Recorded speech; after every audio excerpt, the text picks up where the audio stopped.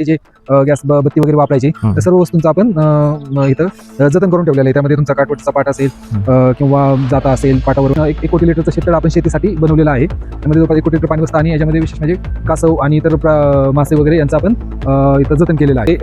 कमी लोकांच्या मध्ये आणि निसर्गरम्य ठिकाणी लग्न करण्याची एक संकल्पना उदयास आली होती. त्यानुसार इथं मुलुख फार्म मध्ये भरपूर सारी लग्न होतात. लिमिटेड लोकांमध्ये निसर्गाच्या सानिध्यात त्यांची लग्न होतात. आपण पूर्ण लग्न खूप कमी पैशात करून देतो आणि ओके 2 आणि 3 ते 4 लोक राहण्याची आरामशीर सोय आहे. त्यामध्ये तीन पद्धतीचे टॉयलेट बाथरूम आतमध्ये अटॅच आहे. फॅन कपाट वगैरे सर्व बेसिक सुखसोयी सर्व आतमध्ये आपण करून ठेवलेले आहे. जर मी सर्च करून आपण बेल टेंट आपण बसवलेले जो एक्सपिरियन्स दरम्यानच्या बॅकवॉटरला असतो तो देण्याचा आपण इथे प्रयत्न केलेला आहे. कारण आपण एक सोप्या पद्धतीने बनवलेलं आहे की आपल्याकडचं असणारं ताजं पाणी आपण येणाऱ्या पर्यटकांना देण्याचा प्रयत्न करतो. त्याच्यामध्ये क्लोरीन मिक्स वगैरे काही नसतं किंवा रिसायकलिंग केलं जात नाही. फार्म मध्ये आलो आहोत. जेवण पण खूप अप्रतिम वाटलं मला आणि खूप दिवसानंतर असा एक ब्रेक मिळाल्यासारखं वाटतं. एकदम असं निसर्गाच्या सानिध्यात आले ना मी, तर खूप छान वाटतंय मला.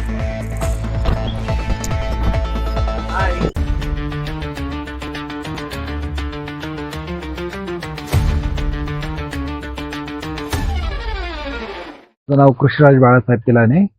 मुलुख फार्मचा मी ओनर आहे आणि पुण्यापासून 1-1.5 तासाच्या अंतरावरती मुलुख फार्म आपलं आहे दैठणे नावाच्या गावामध्ये. तर ही ज्या बॅरन लँड मध्ये आपण हे मुलुख फार्म सगळं वसवलेलं आहे.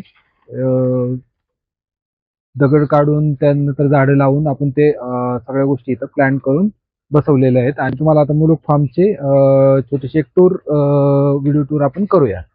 तर आपण इथून आतमध्ये येताना 1 कोटी लिटरचं शेततळ आपण शेतीसाठी बनवलेलं आहे. त्यामध्ये जवळपास 1 कोटी लिटर पाणी बसतं आणि याच्यामध्ये विशेष म्हणजे कासव आणि इतर मासे वगैरे यांचं आपण इथं जतन केलेलं आहे. आणि रेन वॉटर हार्वेस्टिंगचं हे पूर्ण पाणी रेन हार्वेस्टिंग आपण हे पूर्ण तळ भरत असतो दरवर्षी आणि उन्हाळ्यामध्ये हेच पाणी आपण शेतीला वापरत असतो. अशा पद्धतीने ह्या शेततळ्याचा आपण उपयोग केलेला आहे. इकडे खेळणी वगैरे पण दिसतात काहीतरी, त्याबद्दल माहिती सांगा. त्याच्या बाजूलाच आपण लहान मुलांसाठी काही ऍक्टिव्हिटीज ठेवलेल्या आहेत. खेळणी ठेवलेली आहेत, सीसॉ आहे, वर चढण्यासाठी काही झोके आहेत आणि ही झाडं आपण लावलेली आहेत. त्यासोबत निसर्गाने बाकीची सर्व झाडं प्राणी पक्ष्यांच्या माध्यमातून तयार केलेली आहे. आणि हा एक नेचर वॉक आहे आपल्या आलेल्या पर्यटकांसाठी तळ्याच्या सोबत.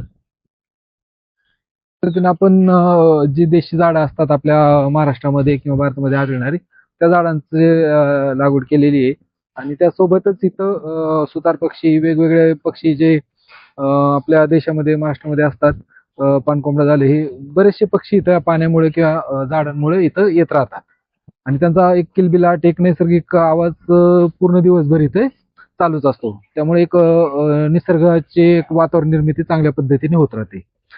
ह्या इथे आपण जर रेन वॉटर हार्वेस्टिंग म्हटलं होतं तसं डोंगरावरून येणारं पाणी आपण ह्या पाटाने ह्या छोट्या तळ्यामध्ये घेतो आणि ह्या छोट्या तळ्यामधून ते पाणी त्या मोठ्या तळ्यामध्ये येत राहतं, सायमल्टेनियसली येत राहतं. त्यामुळं आपल्याला वर्षभराची पाण्याची चिंता यातनं मिटते. 5.25 एकरामध्ये आणि 1.25 कोटी लिटर शेततळ्याची क्षमता आहे. कृषी खात्याच्या योजनेतून आपण ते शेततळ मंजूर करून घेतलं होतं आणि आतापर्यंत जवळपास 2008 मध्ये बांधलेले शेततळ आणि व्यवस्थित बांधल्यामुळे अजून टिकून आहे. आणि त्याच्याभोवती आपण हा कॉर्नर बनवल्यामुळे आणि ही सर्व शेततळ्याभोवतीची जी बांधावरची झाड आहेत ही सर्व मागच्या 10 वर्षामध्ये पक्ष्यांनी बनवलेली झाडं आहे. ओके. त्यांच्या इथं पाणी पिण्याने, बीज टाकण्याने ते झाडं उगवलेली आहेत. त्यामुळे एक नैसर्गिक शेततळ्याचा त्याला एक लुक आलेला आहे.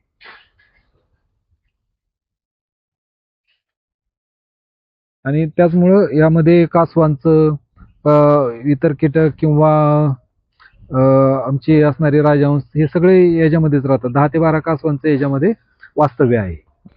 इथे ह्या बॅरन लँडमध्ये असणाऱ्या दगडांचा आपण नैसर्गिकरित्या वापर करण्याचा प्रयत्न केलेला आहे.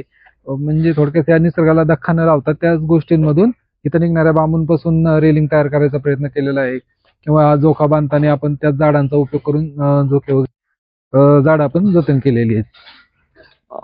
इकडे काही देशी ठेवा पण दिसतोय, जसं की मराठी संस्कृतीत जी जुनी भांडी असायची किंवा लाईटीसाठी जे गॅस बत्ती वगैरे वापरायची त्या सर्व वस्तूंचं आपण इथं जतन करून ठेवलेलं आहे. त्यामध्ये तुमचा काटवटचा पाट असेल किंवा जाता असेल, पाटा वरवंटा असेल, कणगी असेल, सूप असेल, ह्या गोष्टी आपण पर्यटकांना पाहण्यासाठी ठेवलेल्या आहेत. त्यानंतर हा आपण जेवणासाठी हॉल बनवलेला आहे. 40 ते 50 लोक इथे जेवणासाठी आरामशीर बसू शकतात. ओके. म्हणजे आपल्याकडे येणारे पर्यटक हे निवासी स्वरूपातील पण असतात. हो, निवासी स्वरूपातही असतात आणि एक दिवसीय स्वरूपातही असतात. ओके. निवासासाठी आपण राहण्यासाठी सोय केलेली आहेत. प्रशस्त असे 4 रूम्स आपण बनवलेले आहेत आणि त्यासोबत एक वेगळा प्रयत्न म्हणून आपण बेल टेंट पण बनवलेले आहेत की जेणेकरून तो एक एक्सपिरियन्स लोकांना शेतामध्ये राहण्याचा मिळावा. ऍक्च्युअली इथे चढ उतार असलेले त्या जागेला आपण काहीच जास्त बदल न करता त्या जागेचा पुरेपूर वापर करत नॅचरल आपण चढ उतार तसेच ठेवलेले आहेत आणि त्यामध्ये बांधकामं आपण झाडांमध्ये जमिनीमध्ये मर्ज होतील अशा पद्धतीने बांधण्याचा प्रयत्न केला.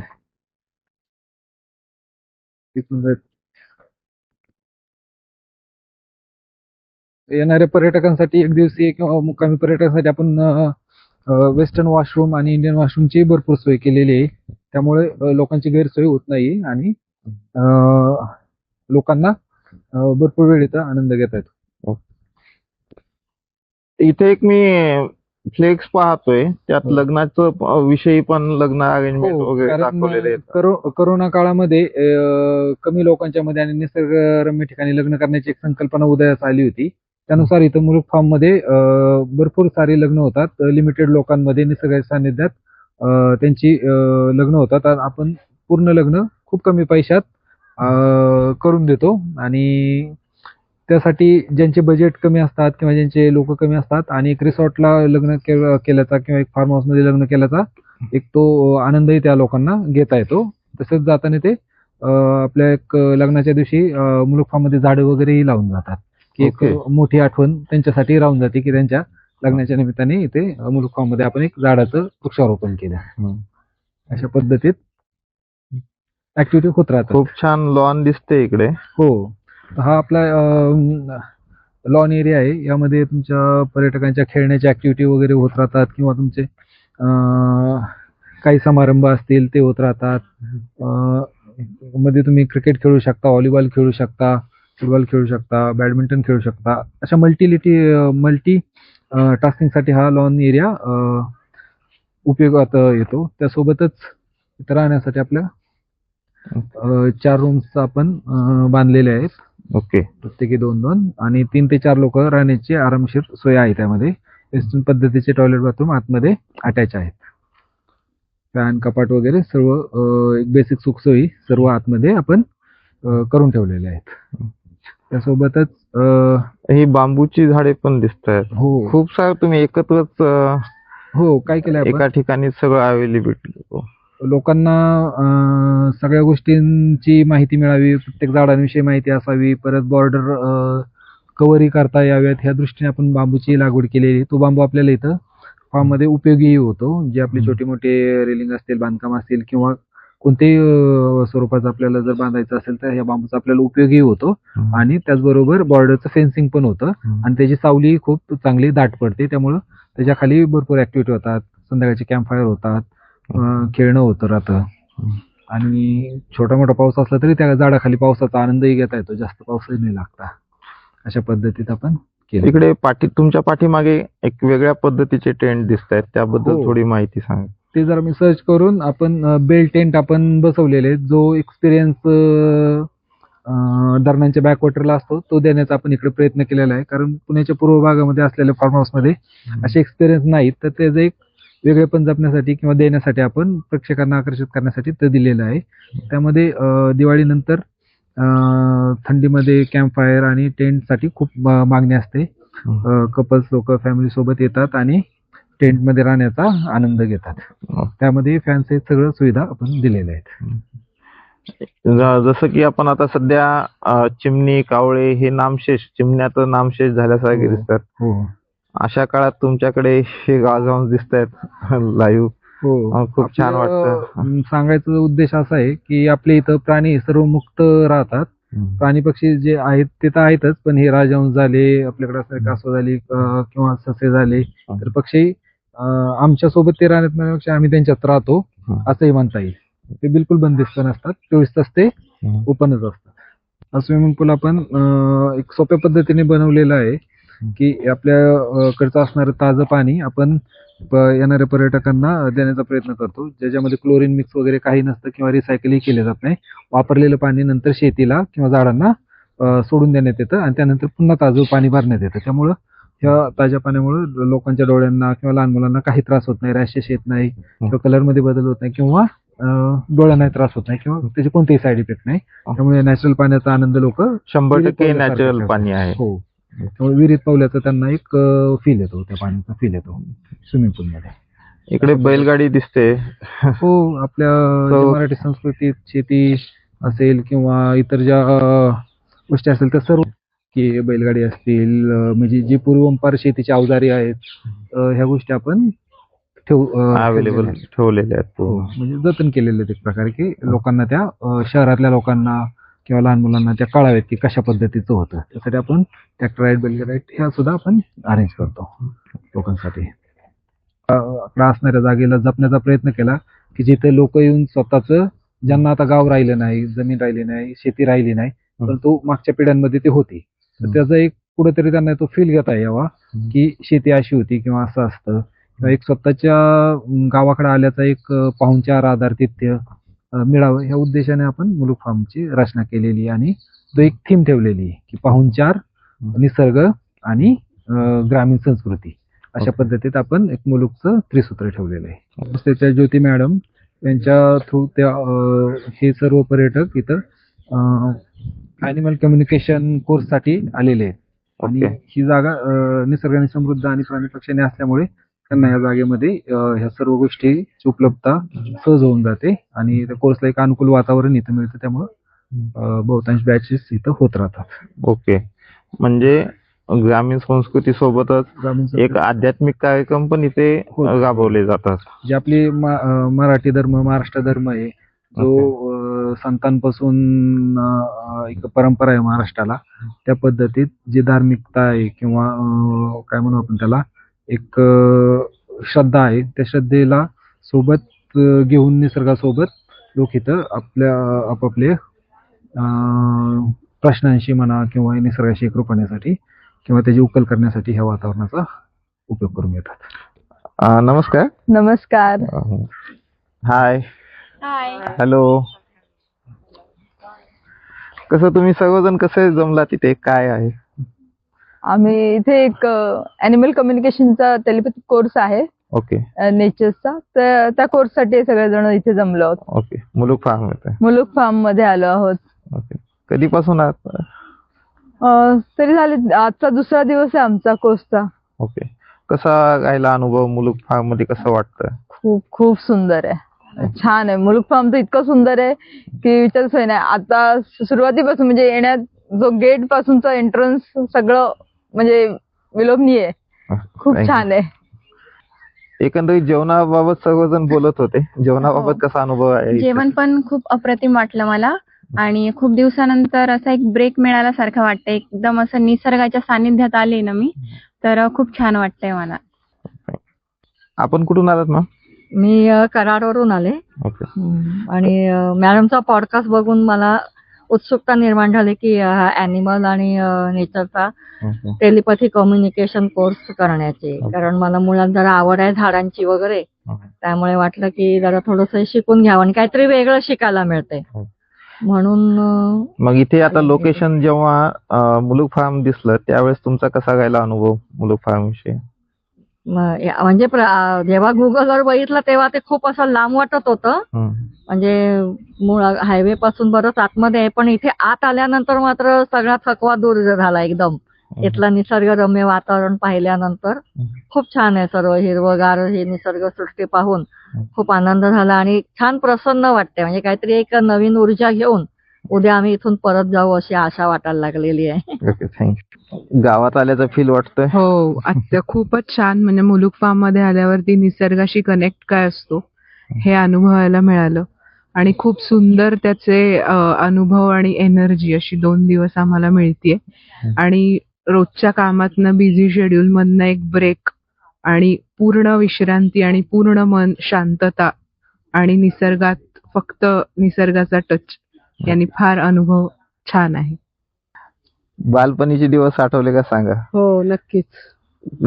इथलचं वातावरण वगैरे, गावाकडील वातावरण. खूप छान वाटलं.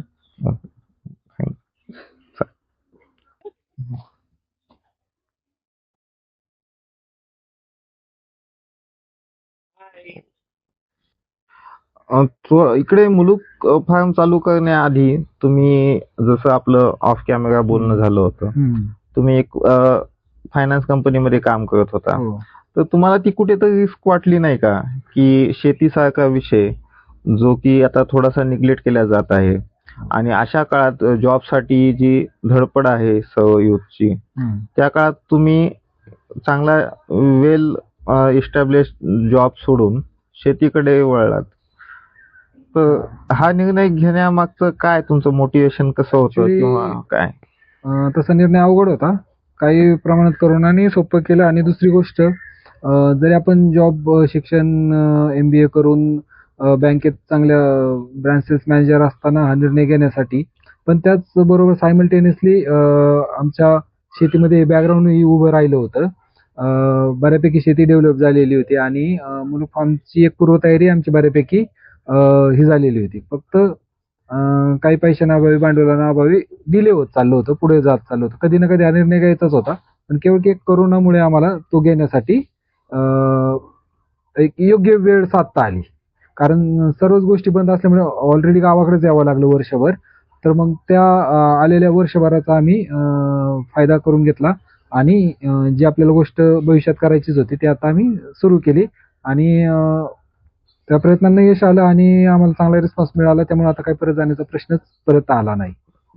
त्यामुळे तो परिस्थितीनुसार घेतलेला निर्णय एकदम योग्य ठरला असं म्हणता येईल. पण त्याच्यासाठी जी मुलुक फार्मसाठी वडिलांनी घेतलेली किंवा 2-3 पिढीची जी मेहनत होती, त्यामुळे हे करणं शक्य झालं. जे कृषीराज आहे ते त्यांनी एक कादंबरीवरूनच ठेवलेलं आहे. आणि पूर्वी म्हणजे एक शेतीला समर्पित माणूस म्हणता येईल असे माझे वडील आहेत. त्यामुळे त्यांनी एक परिस्थितीमुळे नोकरी त्यांना करावी लागली. त्यांची इच्छा होती की लवकर व्हॉलंटरी घेऊन शेतीला पूर्ण वेळ द्यायचा होता, पण त्यांना ते परिस्थितीनुसार शक्य नाही झालं. कारण डेव्हलपमेंट, शेती उत्पन्न आणि या सर्व गोष्टींचं सांगड बसणं आणि त्याच्यावरती भांडवल उभारणे जवळपास अशक्य गोष्टी असतात. पण एक त्यांनी उभं केलेल्या बॅकग्राऊंडवरती कुठेतरी आमच्या डोक्यामध्ये होतंच की आपल्याला ह्या गोष्टीवरती कळत चढवायचं आहे. म्हणून एक योग्य वेळेची वाट पाहिली आम्ही आणि त्यानुसार आपण निर्णय घेतला. आणि त्यांचं स्वप्न होतं ॲग्री टुरिझमचं, ते आपण साकार करण्याचा प्रयत्न करतो, अजूनही चालूच आहे. डाळिंबाची शेती असेल, आंब्याची शेती असेल, ऊसाची शेती असेल, या सर्व गोष्टी आपण यासोबत चालूच ठेवलेल्या आहेत की जेणेकरून एक चांगली शेती आणि चांगलं उत्पन्न आपल्याला, जोड उत्पन्न आपल्याला मिळत राहील. खरं तर कृषी पर्यटन हा व्यवसाय निवडताना याची थोडीशी जाणीव होती की यामध्ये तुमचं जेवणाला खूप महत्व आहे, तुमच्या आधारतेला खूप महत्व आहे. आणि कितीही तुम्ही स्टाफ वेल ट्रेन ठेवा किंवा काही ठेवा, तरी तुम्ही ह्या गोष्टी विकत घेऊ शकत नाही. हे जे मूल्य शिक्षण ते तुम्ही विकत घेऊ शकत नाही. ते तुमच्यात असेल तरच ते तुम्ही समोरच्याला आधारते देऊ शकता. एक फॅमिलीमध्ये ह्या सगळ्या गोष्टींचं पहिल्यापासून स्वप्न असल्यामुळे आणि एक सामाजिक क्षेत्रातही काम वडील आणि आमचे कुटुंब असल्यामुळे ते एक पूर्वीपासून रुजलेलं होतं. त्यामुळे आपण जे एक समोरच्याला जे आपल्या देशाचं किंवा आपल्या समाजाचा अतिथी देवो भव हे जे आपलं संस्कृतीचं ब्रीदवाक्य आहे, त्यानुसार आम्ही वागण्याचा प्रयत्न केला. आणि त्यासाठी आपण दुसऱ्यांच्या भरोशावर न राहता जेवण असो किंवा समोरच्याला आदरातिथ्य देणे असो, हे संपूर्णपणे आपणच त्या गोष्टी करण्याचा प्रयत्न केला. त्यामुळं ह्या सगळ्या गोष्टींची कुटुंबाला जाणीव असल्यामुळे माझी मिसेस स्वयंपाक पूर्णपणे तिने शहरात 10 वर्ष राहूनही तिने या सर्व गोष्टी इथे येऊन अडॅप्ट केल्या. आणि ते एक कुटुंबाच्या प्रभावामुळे म्हणा किंवा एक काहीतरी करण्याची आमची एक उर्मी होती, त्यातनं तिने सर्व या गोष्टी आत्मसात केल्या. आणि संपूर्ण मॅनेजमेंट माझी मिसेस आरती पिलाने पाहते. सर्वांना तर काही कधी कधी अनुकूल परिस्थिती मिळतेच असातला भाग नाही. नोकरी हे ते स्वतःच्या उदरनिर्वाहासाठी किंवा एका कुटुंबासाठी इथं करावीच लागते, सर्वांनीच केलेली. पण ज्यांना ज्यांना एक गावाकडचं बॅकग्राऊंड आहे, ज्यांच्याकडे शेती आहे, सुबत्ता आहे, पाणी आहे, तर ती तरुण पिढी शहरावरचा भार कमी करून गावाकडे रोजगार निर्मिती करू शकतात. आज मी पुण्यातली नोकरी सोडून, जी मी नोकरी करतो ती सोडून आज मी गावात सारख्या ठिकाणी 10 लोकांना रोजगार उपलब्ध करून दिला आहे, तर त्यातनं माझंही चांगलं चरितार्थ चालू आहे. तर अशाच पद्धतीने ज्यांना ज्यांना शक्य आहे ते जर गावाकडे पुन्हा परतले, गावाकडे जर त्यांनी त्यांची स्वप्न साकार करण्याचा प्रयत्न केला, तर त्यातनं रोजगार निर्मिती होणार आहे आणि त्याचा गावालाच फायदा होणार आहे. आणि जो शहरांमध्ये बोजा वाढत चाललाय तो कुठेतरी कमी होण्याचा प्रयत्न होईल. आणि गावांनाही प्रत्येक एक व्यक्ती जरी गावाकडे आली तर कमीत कमी जर 4-5 लोकांना रोजगार मिळत असेल तर गावाच्या पण भल्यासाठी हे सर्व गोष्टी आहेत. आणि शेवटी किती केलं तरी पुन्हा आपल्याला निसर्गाच्या सानिध्यात येणं आहेच. आणि स्वतःचं समाधान, स्वतःची प्रकृती काळजी ह्या गोष्टी जितक्या गावाकडे मिळतील तितक्या शहराकडे मिळतीलच असं नाही. सर्वांनीच हे करावं असं नाही, पण ज्यांना शक्य आहे किंवा ज्यांची स्वप्न होती त्यांनी प्रयत्न करायला काहीच हरकत नाही, असं माझं सर्वांना सांगणं आहे. थँक्यू सर, खूप छान Thank you. वाटलं, तुम्ही खूप छान पद्धतीनं आम्हाला माहिती दिली. आपले आभार. धन्यवाद. तुम्ही इतका वेळ काढून आमच्याविषयी, मुलुकविषयी जाणून घेण्याचा प्रयत्न केला, त्याविषयी तुमचे खूप खूप आभार.